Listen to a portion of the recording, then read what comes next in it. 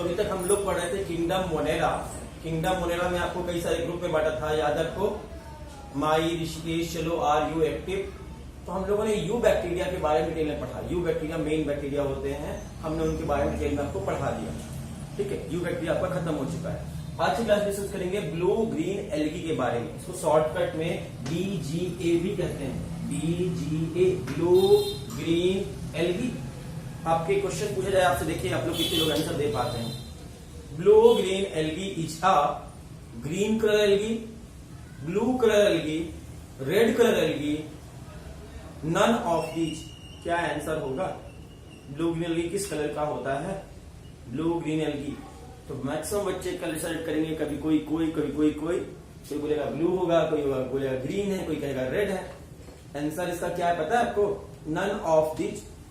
Blue green algae algae ही नहीं है। ब्लू ग्रीन एल्गी है क्या ये? It is a bacteria. ये सिर्फ एक बैक्टीरिया है। जैसे किसी का नाम रामचंद्र हो, एक लड़के का नाम रामचंद्र है, क्या वो भगवान है? आपसे पूछा जाए रामचंद्र नाम का मेरी क्लास में एक लड़का पढ़ता है, वो लड़का हिंदू धर्म का भगवान है या मुस्लिम धर्म का या सिख धर्म का? तो पहली बात, वो भगवान है ही नहीं। आंसर है नन ऑफ दीज। बहुत सारे बच्चे गलती से कह देंगे रामचंद्र जो मेरी क्लास में पढ़ता है वो हिंदू धर्म का भगवान है। वो भगवान नहीं है, उसका नाम है सिर्फ। वैसे ही ये ब्लू ग्रीन एल्गी एल्गी नहीं है, इसके नाम में सिर्फ एल्गी लिखा हुआ है, क्योंकि ये ब्लूइश ग्रीनिश कलर का एल्गी जैसा दिखता है, इसलिए इसको ब्लू ग्रीन एल्गी कहते हैं। लेकिन it is not algae, it is a bacteria. इसका रियल नेम है साइनोबैक्टीरिया। इसको साइनोबैक्टीरिया के नाम से जानते हैं, ये इसका रियल नाम है और ये उपाधि वाला नाम है। उपाधि वाला नाम जो होता है ना, कि इसका ब्लू ग्रीन एल्गी इसका निक नेम मान सकते हो आप। इसका मेन नेम क्या है? साइनोबैक्टीरिया। तो ये बैक्टीरिया याद रखिएगा, blue green algae is a bacteria. इसलिए ना तो रेड कलर एल्गी है, ना ये ग्रीन कलर एल्गी है, ना ही ये ब्लू कलर एल्गी है, ये बैक्टीरिया है। पहली लाइन। इसका इनाम किसने दिया? ICNB ने दिया। ICNB ने साइनोबैक्टीरिया नाम दिया। ठीक है, international code of nomenclature of bacteria. ये ICNB एक एजेंसी है जिसने इसका नाम रखा पहली बार, ब्लू ग्रीन एल्गी का नाम रखा साइनोबैक्टीरिया।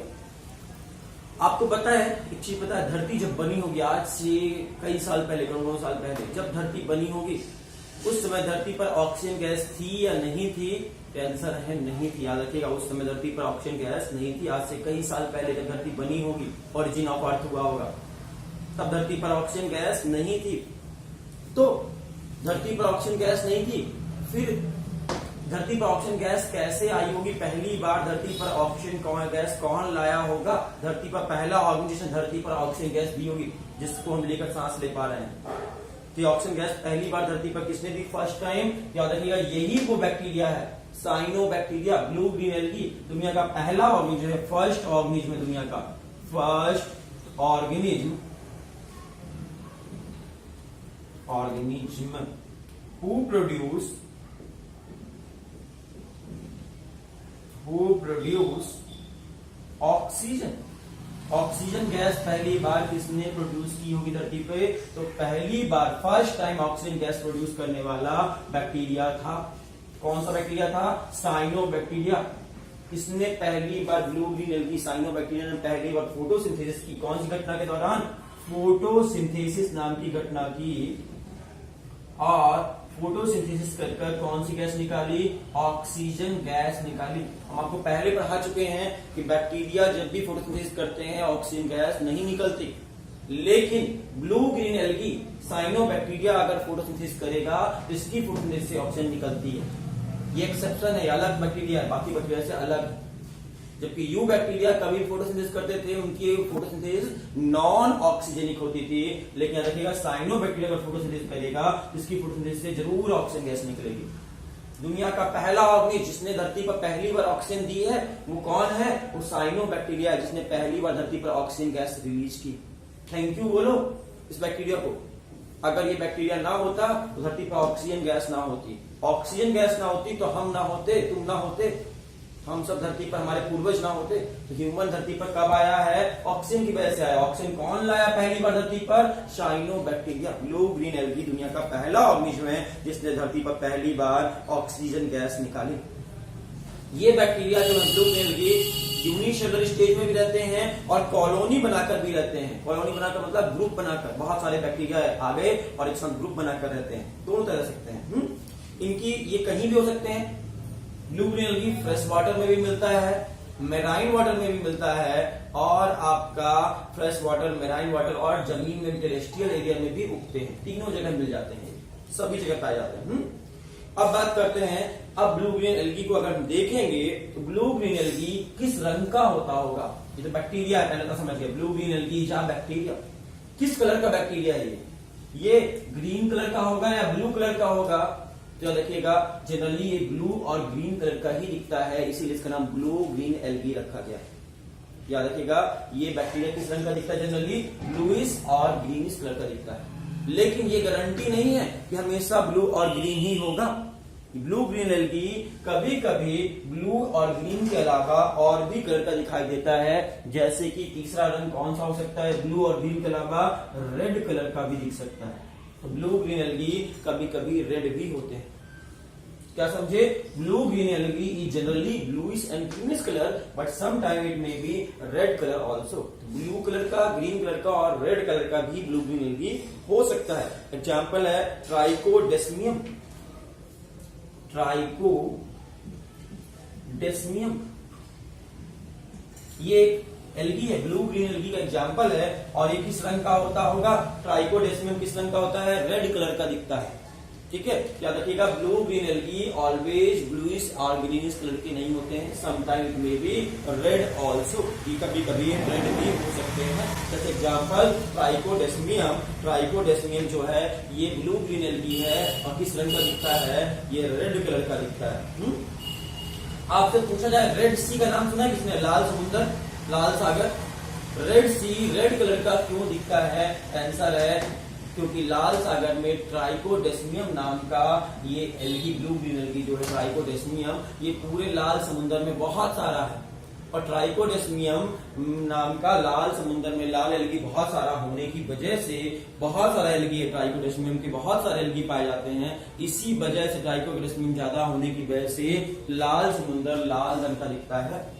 क्या देखिएगा, it is one of the red sea का लाल रंग होने का कारण क्या? रेड सी लाल क्यों है? Due to excess presence of trichodesmium. Trichodesmium बहुत ज्यादा पाया जाता है और ट्राइकोडेस्मियम के पाए जाने की वजह से लाल समुद्र लाल दिखता है। अच्छा, कोई ब्लू ग्रीन एल्गी को जानते हैं जो आप खाते हो? कोई ब्लू ग्रीन एल्गी जो खाए जाने वाला हो, जिसको बहुत ज्यादा खाते हो लोग, सबसे ज्यादा प्रोटीन का सोर्स भी हो? याद रखिएगा सबसे ज्यादा खाया जाने वाला स्पाइरुलिना। स्पाइरुलिना का नाम सुना होगा आपने? स्पाइरुलिना, स्पाइरुलिना एक ब्लू ग्रीन एल्गी है और बहुत लोग खाते हैं इस बैक्टीरिया को, ब्लू ग्रीन एल्गी को। स्पाइरुलिना को बहुत लोग खाते हैं। क्यों खाते हैं भैया? सो खा के क्या फायदा है? स्पाइरुलिना में सबसे ज्यादा प्रोटीन होता है, प्रोटीन का बहुत अच्छा सोर्स है, प्रोटीन रिच है और प्रोटीन बहुत ज्यादा पाया जाता है, बहुत ज्यादा प्रोटीन होता है, इसलिए लोग प्रोटीन के सोर्स के रूप में स्पाइरुलिना खाते हैं।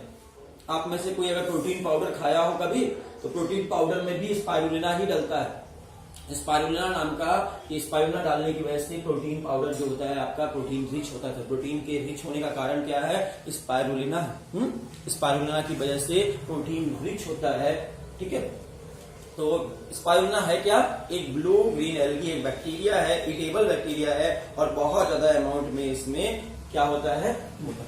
अब हम बात करें ब्लू ग्रीन एल्गी देखने में कैसे दिखते हैं ये बैक्टीरिया, तो इनका स्ट्रक्चर देखा जाएगा। ब्लू ग्रीन एल्गी का स्ट्रक्चर देखा जाए, इसका स्ट्रक्चर जस्ट ग्राम निगेटिव बैक्टीरिया जैसा होता है। ग्राम निगेटिव बैक्टीरिया का डायग्राम है, लगभग वैसा ही दिखता है। ग्राम निगेटिव बैक्टीरिया याद करो, ग्राम निगेटिव बैक्टीरिया के पास कितने लेयर सेल वॉल थी? 2 लेयर सेल वॉल थी। इसके पास भी कितने लेयर सेल वॉल होगी? 2 लेयर सेल वॉल होगी। बाहर वाली सेल वॉल किस बनी होगी? लाइकोपॉलीसेक्राइड्स की, लाइकोपॉलीसेक्राइड्स की, है ना, और अंदर वाली पेप्टाइडोग्लाइकेन की। ठीक है, तो इसके पास भी 2 लेयर की सेल वॉल पाई जाती है। आपने इतनी बात समझ गए? अच्छा, एक बात जानिए, इसका डायग्राम जब बनाते हैं, हम इसका डायग्राम बनाकर दिखाते हैं आपको।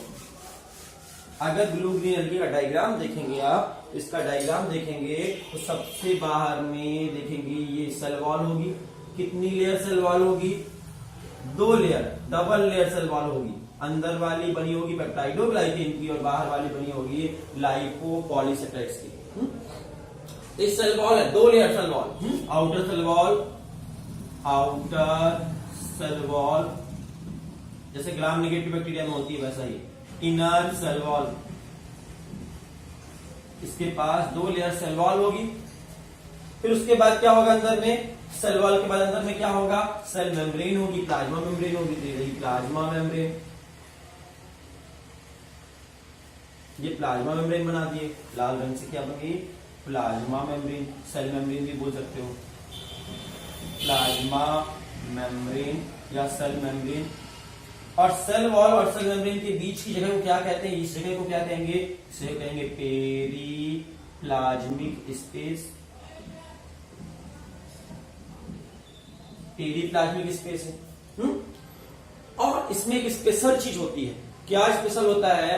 इसके सबसे बाहर में, सेल वॉल के भी बाहर एक जिलेटिनस लेयर पाई जाती है, म्यूसिलस लेयर पाई जाती है। चिपचिपा होता है, छूकर देखना, चिप चिप चिप चिप लगता है। जैसे आपके नाक से नाक निकलती चिप चिप, वैसे ही आपका इसमें भी म्यूकस चिपका हुआ होता है। इसका म्यूसिलस लेयर कहते हैं इसको, या फिर म्यूसिलस लेयर या फिर जिलेटिनस लेयर के नाम से जाना जाता है। बहुत पतली सी लेयर होती है, इसको जिलेटिनस लेयर या म्यूसिलस लेयर के नाम से जानते हैं, याद रखिएगा। कौन सी लेयर? ये जिलेटिनस लेयर। ये लेयर इसको सड़ने से बचाती है, बाहर से इसको स्टिकी बनाती है, तो इसकी वजह से सड़ता नहीं है। पानी में रहने के बावजूद भी सड़ता क्यों नहीं है? क्योंकि इसके चारों तरफ क्या पाई जाती है? जिलेटिनस लेयर या म्यूसिलस लेयर, और इसकी वजह से चिप चिप चिप लगता, छुओगे हाथ में तो। अब इस सब के अलावा बैक्टीरिया है। बैक्टीरिया में न्यूक्लियस पाया जाता है क्या? माइटोकॉन्ड्रिया पाया जाएगा? गोल्जी बॉडी पाया जाएगा? कुछ नहीं पाया जाएगा। मेम्ब्रेन बाउंड सेल ऑर्गेनल्स नहीं पाए जाएंगे, इसलिए न्यूक्लियस तो नहीं होगा। इसके पास अंदर में क्या होगा? इसके पास अंदर में न्यूक्लियोइड होगा। न्यूक्लियस नहीं होगा, यहाँ पर क्या होगा? न्यूक्लियोइड। आपको पहले वाले क्लास बता चुके हैं न्यूक्लियस और न्यूक्लियोइड में डिफरेंस।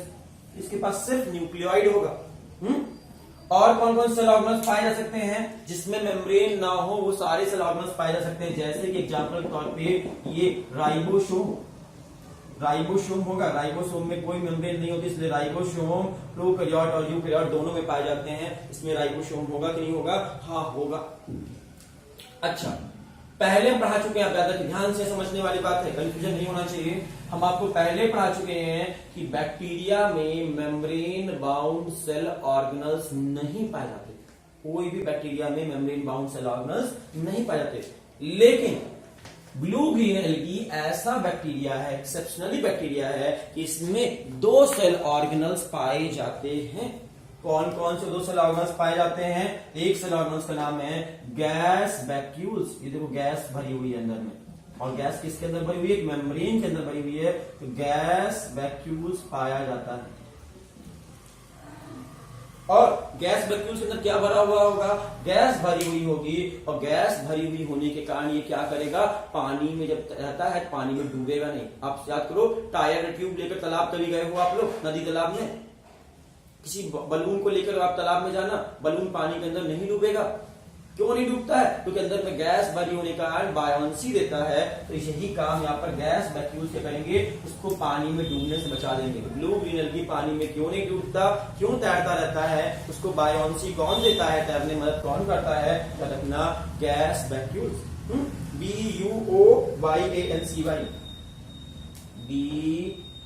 BUOYANCY। बॉयंसी मतलब होता है तैरना में मदद करना, डूबने न देना पानी में। तो गैस वैक्यूल्स इसमें बहुत सारे पाए जाते हैं, और गैस वैक्यूल्स की पाए जाने की वजह से ये पानी में डूबता नहीं है।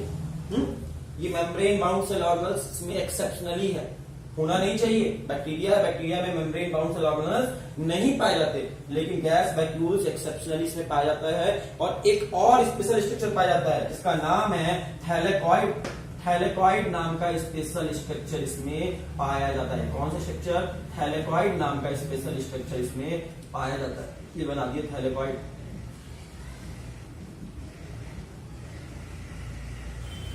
थैलेकॉइड ये भी मेम्ब्रेन बाउंड सेल ऑर्गेनल्स है। ये दोनों ही मेम्ब्रेन बाउंड सेल ऑर्गेनल्स हैं जो बैक्टीरिया में नहीं पाया जाना चाहिए। लेकिन गैस वैक्यूल्स और थैलेकॉइड नाम के दो मेम्ब्रेन बाउंड स्ट्रक्चर बैक्टीरिया में नहीं पाए जाते हैं, लेकिन ब्लू ग्रीन एल्गी में एक्सेप्शनली होते हैं। ये दोनों मेम्ब्रेन बाउंड सेल ऑर्गेनल्स हैं।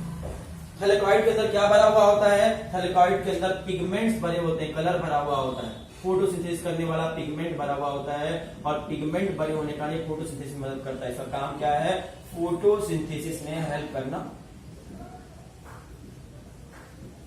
याद रखिएगा, बाकी बैक्टीरिया के पास थैलेकॉइड नहीं होता, बाकी बैक्टीरिया के पास गैस वैक्यूल्स नहीं होता। सिर्फ ब्लू ग्रीन एल्गी ऐसा एक्सेप्शनली बैक्टीरिया है जिसके पास गैस वैक्यूल्स और थैलेकॉइड है। गैस वैक्यूल्स इसको तैरने में मदद करता है और थैलेकॉइड्स इसको फोटोसिंथेसिस करने के लिए मदद करता है। और ये दोनों exceptionally membrane bound cell organelles इसमें पाए जाते हैं।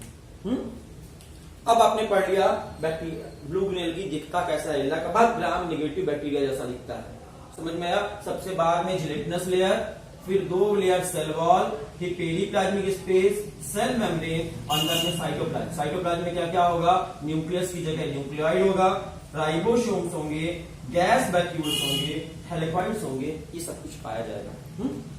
अब आपने समझ लिया है। अब हम बात करते हैं कि आपके ये ग्रुप बनाकर रहते हैं बहुत सारे, आपके ब्लू ग्रीन एल्गी अगर ग्रुप बना कॉलोनी बनाकर रहते हैं तो कैसे दिखते हैं? तो आपकी एनसीईआरटी बुक में एक डायग्राम बना हुआ है, कुछ ऐसा टाइप का, देख सकते हो। एनसीईआरटी बुक में बना हुआ है आपके। एग्जैक्टली हमसे उम्मीद मत करो कि हम एग्जैक्टली बनाने वाले हैं।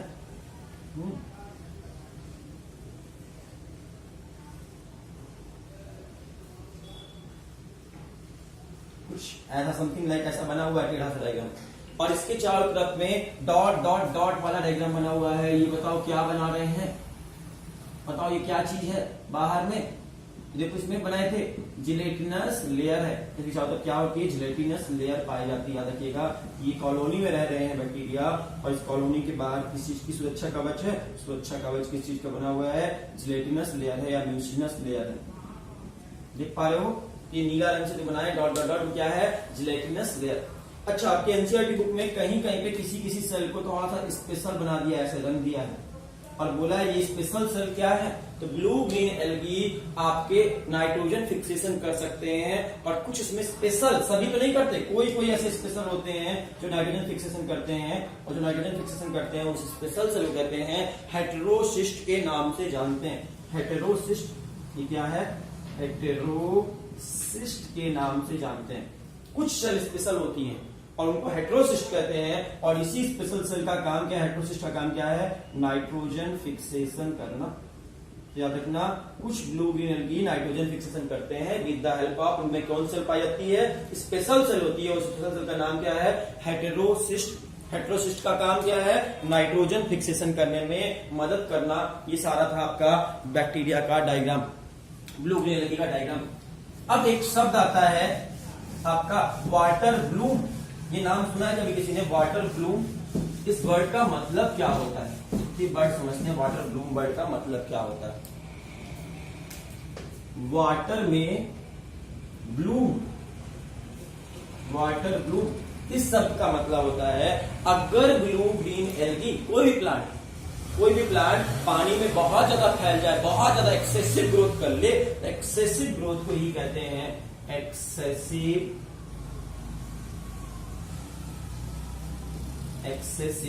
Growth of plants on water.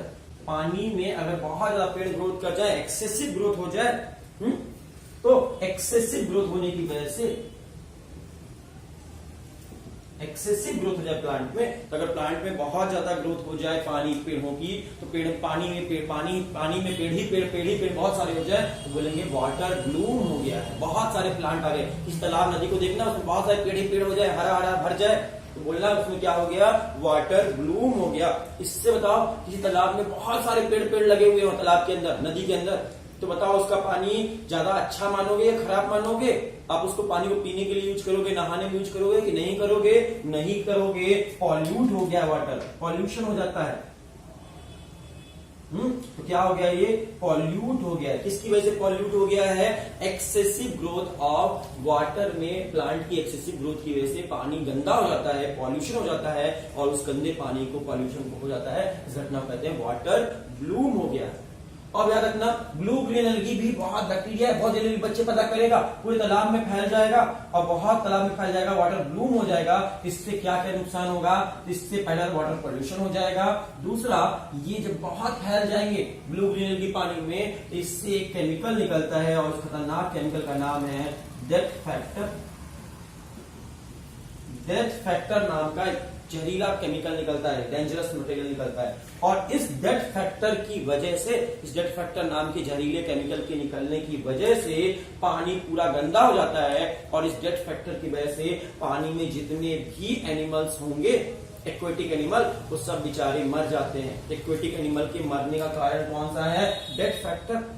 और ये बहुत बदबूदार भी होता है। इसके दो नुकसान है, अगर वाटर ब्लूम हुआ तो इससे डेथ फैक्टर निकलेगा, और डेथ फैक्टर से क्या होंगे? एक्वेटिक एनिमल मर जाएंगे, एक्वेटिक एनिमल्स जो होंगे उनकी डेथ हो जाएगी, डाई हो जाएंगे, डेथ कर जाएंगे। और दूसरा नुकसान क्या है? बैड ऑर्डर आता है, इससे गंदी सी बदबू आती है, पानी से गंदी गंदी बदबू आने लगेगी, बैड ऑर्डर आने लगेगा। तो ये दो गंदे कारण है। क्या होगा? बैड ऑर्डर, गंदी सी स्मेल आएगी, और इससे एक्वेटिक एनिमल मर जाएंगे, और हम बोलेंगे वाटर पॉल्यूशन हो गया है। इस घटना को वाटर ब्लूम भी कहते हैं। अब हम बात करें कि ब्लू ग्रीन एल्गी से कोई फायदे भी हैं। हाँ, ब्लू ग्रीन एल्गी से फायदे भी हैं। कौन कौन सा फायदा है? तो पहला फायदा है कि ब्लू ग्रीन एल्गी नाइट्रोजन का फिक्सेशन करते हैं, मतलब सॉइल की फर्टिलिटी को बढ़ाते हैं, सॉइल को फर्टाइल बनाते हैं, पहला फायदा। दूसरा फायदा क्या है? तो कुछ ब्लू ग्रीन एल्गी जो है प्रोटीन के अच्छे सोर्स हैं, प्रोटीन मिलता है इनसे, प्रोटीन के सोर्स के रूप में। और तीसरा है मच्छर को मारने का, मतलब मच्छर के लार्वा जो होते हैं, मॉस्किटो के जो लार्वा होते हैं, मॉस्किटो लार्वा, पानी में जो मॉस्किटो लार्वा देते हैं उनको किल कर देते हैं, मॉस्किटो के लार्वा किल कर देते हैं, इससे मच्छर आसपास नहीं होता है इनकी वजह से। और सॉइल के पीएच को भी मेंटेन कर देते हैं, सॉइल का पीएच भी मेंटेन कर देते हैं। सॉइल का पीएच अगर ज्यादा हो गया केमिकल डालने की वजह से, तो सॉइल के पीएच को भी मेंटेन करते हैं। कितने फायदे हुए इससे? पहला, सॉइल को फर्टाइल बना देते हैं, उपजाऊ बना देते हैं। कैसे? नाइट्रोजन फिक्सेशन करके, नाइट्रोजन फिक्सेशन करके। दूसरा फायदा, प्रोटीन का अच्छा सोर्स है, रिच सोर्स ऑफ प्रोटीन। बहुत सारे लोग इसको स्पेस ट्रेवल के समय जब स्पेस यात्रा जाते हैं तो इसको लेकर जाते हैं स्पाइरुलिना को अपने साथ, क्योंकि प्रोटीन का अच्छा सोर्स है। और मॉस्किटो का लार्वा जो है, मच्छरों के लार्वा जो पानी में देते हैं उनको मारने काम आते हैं। और सॉइल की क्वालिटी इंप्रूव करते हैं, सॉइल में फर्टिलाइजर डालते डालते सॉइल खराब हो जाती है, उसको इंप्रूव करने के लिए भी ब्लू ग्रीन एल्गी यूज होता है। इस तरह हमने ब्लू ग्रीन एल्गी के बारे में पढ़ लिया। Thank you.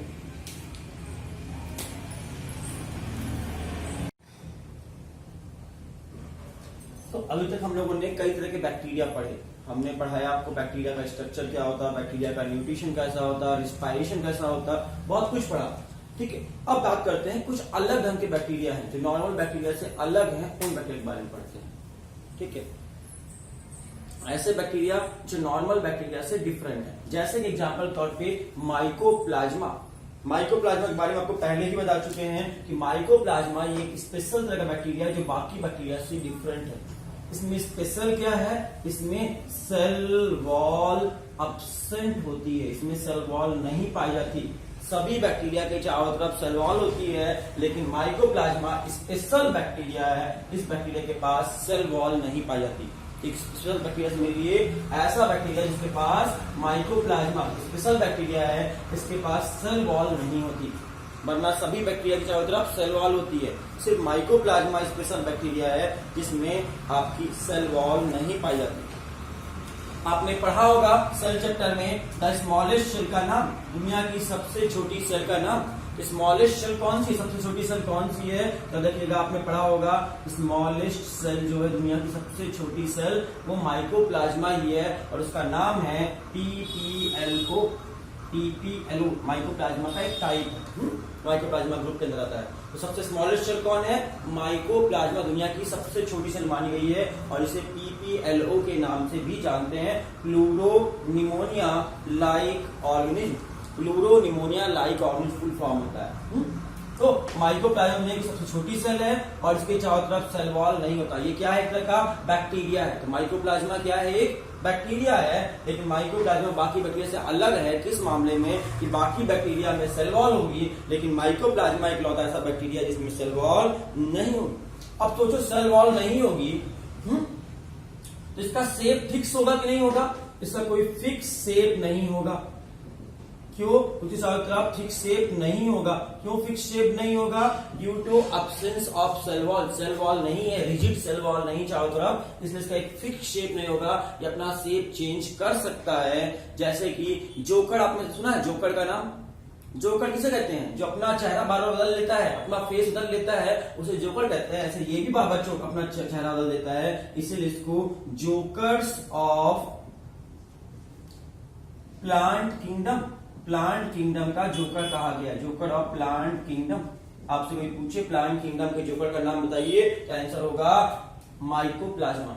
ये मत सोचना कि माइकोप्लाज्मा प्लांट है या किंगडम प्लांटी में आता है, नहीं। पहले याद करो 2 किंगडम क्लासिफिकेशन पढ़ाए थे, उसमें मात्र 2 ही किंगडम थे, एक था प्लांट और एक था एनिमल्स। तब उस समय इसको प्लांट में रखा गया था, इसलिए इसको किंगडम प्लांट ही बोल रहे हैं। लेकिन याद रखना जोकर्स ऑफ प्लांट किंगडम बोलते हैं, लेकिन ये कौन से किंगडम का मेंबर है? किंगडम मोनेरा का मेंबर है। याद रखिएगा, आपका माइकोप्लाज्मा किंगडम मोनेरा में ही आएगा। किंगडम मोनेरा में एक बैक्टीरिया है और उस बैक्टीरिया को जोकर्स ऑफ प्लांट किंगडम के नाम से जानते हैं, उपाधि है। और बात करते हैं, ज्यादातर जो होते हैं आपके ये माइकोप्लाज्मा, ये एनारोबिक कंडीशन में रहते हैं। कैसी कंडीशन में रहना पसंद करते हैं? एनारोबिक। इनको ऑक्सीजन की जरूरत नहीं पड़ती रिस्पायरेशन करने के लिए। ये ऑक्सीजन की एब्सेंस में जिंदा रह सकते हैं, इनको बिल्कुल जिंदा रहने की ऑक्सीजन की जरूरत नहीं पड़ती सर्वाइव करने के लिए, इसलिए ये एनारोबिक बैक्टीरिया है। ऑक्सीजन की जरूरत बिल्कुल भी नहीं होती है। और सबसे खतरनाक बात यह है कि जो आपके माइकोप्लाज्मा है, ये प्लांट्स को एज वेल एज एनिमल्स को कई तरह की बीमारी फैलाते हैं। प्लांट्स और एनिमल्स को बहुत तरह की डिजीज कराते हैं, बीमारी फैलाते हैं, इसलिए ये पैथोजेनिक है, बहुत बड़े पैथोजेनिक है, बीमारी फैलाते हैं। तो हमने माइकोप्लाज्मा के बारे में क्या क्या पढ़ा, ये बाकी बैक्टीरिया से कैसे अलग है। तो पहली बात, इसके पास सेल वॉल नहीं है, विदाउट सेल वॉल है।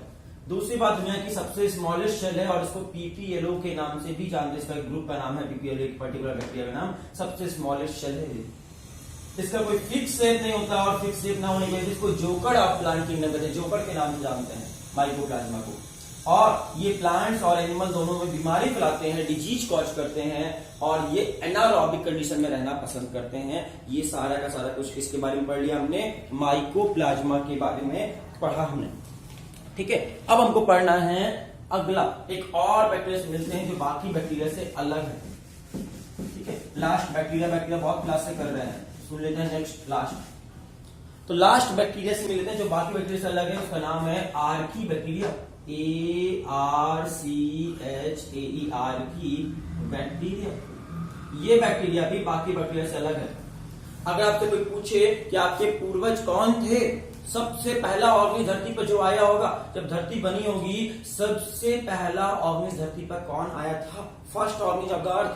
क्या रखिएगा, यही है दुनिया का पहला ऑर्गेनिज। ऐसा माना जाता है जब धरती बनी होगी, जब धरती पर कोई नहीं रहा होगा, ना कोई प्लांट्स रहे हो, ना कोई एनिमल रहे हो, ना कोई जानवर, ना इंसान रहे हो, कोई ना रहा हो, तब धरती पर सबसे पहले कौन आया होगा? तो धरती पर सबसे पहले आर्की बैक्टीरिया आए थे। ऐसा माना जाता है दुनिया पर, आज धरती पर सबसे पहले कौन आया है? सबसे पहले धरती पर आर्की बैक्टीरिया आए हैं, ऐसा विश्वास किया जाता है। ठीक है, तो देखिएगा धरती पर first organism of the earth कौन है, आपसे पूछिए first organism of the earth.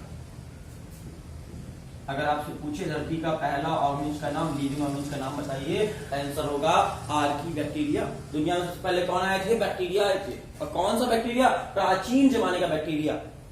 Archie का मतलब होता है एंशिएंट, इसलिए इसको एंशिएंट बैक्टीरिया के नाम से भी जानते हैं। कौन सा बैक्टीरिया? पुराने जमाने का bacteria, ancient bacteria, ANCIENT, ancient bacteria के नाम से भी इसको जानते हैं। ये एंशिएंट बैक्टीरिया है। दो बात जानने के बारे में, first organism of the earth, धरती का पहला ऑर्गेनिज में पहली बात, और इसे एंशियंट बैक्टीरिया के नाम से भी जानते हैं। पुराने जमाने का बैक्टीरिया है, बहुत पहले आया है। फिर बात करते हैं कि हमारे प्लेनेट में सबसे पहले आया ये दुनिया का पहला ऑर्गेनिज्म है, और इसमें कई तरह की इवोल्यूशन करके बाकी के ऑर्गेनिज्म धरती पर आए। जितने भी ऑर्गेनिज्म बाकी के हैं वो इवोल्यूशन का रिजल्ट है, बहुत बार इवोल्यूशन करके हम सब इसके इवोल्यूशन से आए हैं। ठीक है, तो बात करते हैं कि क्या आज की डेट में ये अपने ओल्ड वर्जन में अवेलेबल है, जैसा आर्किबैक्टीरिया आज से करोड़ों साल पहले, लाखों साल पहले था, क्या आज भी वैसा बैक्टीरिया है? यस, आंसर होगा यस। अभी तक इसमें कोई चेंजेस नहीं हुए, जैसा था वैसा ही है। इसलिए इसको द मोस्ट एंशियंट फॉसिल भी बोल सकते हो। एंशियंट फॉसिल बोलते हैं, पुराने जमाने की चीजों को क्या कहते हैं? फॉसिल कहते हैं। और आज भी जिंदा मिलते हैं या मरे हुए मिलते हैं, तो जिंदा मिल जाते हैं, इसलिए इसको most ancient fossil, living fossil of the earth, living fossil बोलेंगे, जिंदा, लिविंग फॉसिल, दुनिया का लिविंग फॉसिल कहा गया इसको। लिविंग फॉसिल में आपको कई सारे नाम मिलेंगे, लेकिन सबसे पुराना मोस्ट एंशियंट लिविंग फॉसिल का नाम पूछे आपसे, सबसे पुराना लिविंग फॉसिल का नाम, आंसर सिर्फ एक ही होगा, वो आंसर होगा आर्किबैक्टीरिया। दुनिया का सबसे पुराना लिविंग फॉसिल का नाम बताइए, आंसर होगा archaebacteria, most ancient living fossil. Living fossil में तो बहुत सारे नाम पढ़ाएंगे आपको, जो पुराने जमाने की चीज है और अभी तक उनमें कोई चेंजेस नहीं आए हैं, ऐसे के वैसे ही हैं, उन सभी को हम लिविंग फॉसिल बोलेंगे। लेकिन मोस्ट एंशियंट लिविंग फॉसिल पूछे, पुराने जमाने का लिविंग फॉसिल, बहुत पुराने जमाने का, एंशियंट जमाने का लिविंग फॉसिल किसे कहते हैं? आर्किबैक्टीरिया को सबसे पुराना लिविंग फॉसिल कहा गया, मोस्ट एंशियंट लिविंग फॉसिल कहा गया है। ठीक है, ओल्डेस्ट लिविंग फॉसिल भी बोल सकते हो, मोस्ट एंशियंट बोल दो या ओल्डेस्ट, सबसे पुराना, ओल्डेस्ट लिविंग फॉसिल के नाम से भी जान सकते हो आप इसको। ठीक है, अगली बात कि इसके चारों तरफ सेल वॉल होता है या नहीं होता? आर्किबैक्टीरिया के चारों तरफ सेल वॉल होता है नहीं होता? यस, होता है। आर्किबैक्टीरिया के चारों तरफ सेल वॉल होता है, और स्पेशल सेल वॉल होता है, नॉर्मल सेल वॉल नहीं होता, बाकी बैक्टीरिया से अलग होता है इसका cell wall, special cell wall पाया जाता है इसके चारों तरफ। ये स्पेशल सेल वॉल किस चीज का बना होता है? तो कॉम्प्लेक्स पॉलीसेकेराइड्स और कॉम्प्लेक्स पॉलीपेप्टाइड का बना होता है, स्पेशल सेल वॉल है। और इस स्पेशल सेल वॉल की वजह से ये एक्सट्रीम से एक्सट्रीम कंडीशन में भी, एक्सट्रीम कंडीशन में भी जिंदा रह सकता है, सर्वाइव कर सकता है। एक्सट्रीम कंडीशन किसे कहते हैं? जहां कोई नॉर्मल लोग ना रह सके, नॉर्मल ऑर्गेनिज्म जिंदा ना रह सके, उस जगह को एक्सट्रीम कंडीशन कहते हैं। और ये आर्किबैक्टीरिया आपको कहां देखने मिलेंगे? एक्सट्रीम कंडीशन, जहां बहुत गर्मी पड़ रही हो, बहुत ठंडी पड़ रही हो, जहां बहुत ज्यादा नमक हो, ऐसी जगह जैसे जहां पर नॉर्मल ऑर्गेनिज्म जिंदा ना रह सके, नॉर्मल बैक्टीरिया जिंदा ना रह सके, उस जगह को एक्सट्रीम कंडीशन कहते हैं। और ये एक्सट्रीम कंडीशन में भी आर्किबैक्टीरिया नहीं मरते, वहां भी जिंदा रह सकते हैं, due to presence of special cell wall. इनके पास क्योंकि चारों तरफ सेल वॉल है स्पेशल तरह की, और इस स्पेशल सेल वॉल की वजह से ये किसी भी एक्सट्रीम कंडीशन में जिंदा रह सकते हैं। ठीक है, और जिस भी एक्सट्रीम कंडीशन जिंदा रहते हैं उस हिसाब से उनका नाम पड़ जाता है। जैसे कि बहुत गर्मी वाली जगह में रहेंगे तो थर्मोफिलिक कहलाएंगे। Thermo means heat, philic means love, पढ़ा चुके हैं आपको पहले भी।